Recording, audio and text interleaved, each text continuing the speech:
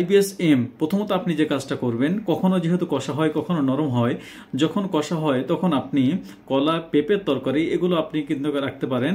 এবং যখন আপনার কোষ্ঠকাঠিন্য হয় ওই সময় আপনি পেঁপের তরকারি, লাউয়ের তরকারি, কদুর তরকারি, এই আপনি তরকারিগুলো আপনি কিন্তু এগুলো খেতে পারেন। এবং আরেকটা যে কাজটা করতে পারেন সেটা হচ্ছে, আপনার যখন এই ধরনের প্রবলেম হয় তখন আপনি বেলের শরবত যেটা, এটা আপনি নিয়মিত আপনি খেতে পারেন। সেক্ষেত্রে কিন্তু অনেকটা কিন্তু আপনার কাজ করবে ইনশাল্লাহ।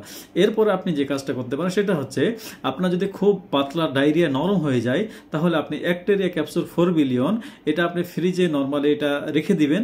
সেখান থেকে আপনি সকালে একটা রাত্রে একটা এটা খাবেন, কয়েকদিন খাবেন, তাহলে দেখবেন যে আপনার টয়লেটটা যে অতিরিক্ত ডায়রিয়া পাতলা নরম হচ্ছিল এটা কিন্তু বন্ধ হয়ে যাবে।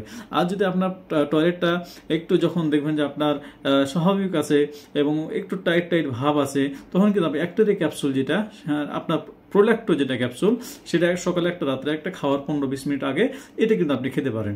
এভাবে আপনি কয়েকটা দিন করেন, তাহলে আপনার যে প্রবলেমগুলো এগুলো সমাধান হয়ে যাবে। এবং সবচেয়ে যেটা করবেন সেটা হচ্ছে ত্রিফলা পানি, আমলকি, হরতকি, বহেরা রাত্রে ভিজিয়ে রেখে আপনি সকালে খাবেন। প্রথম দিকে যদি আপনার ডায়রিয়া প্রবণতা থাকে তাহলে এটা আরও একটু বেড়ে যেতে পারে, ভয়ের কিছু কারণ নাই, এটা কিন্তু ধীরে ধীরে আবার কিন্তু কমে যাবে।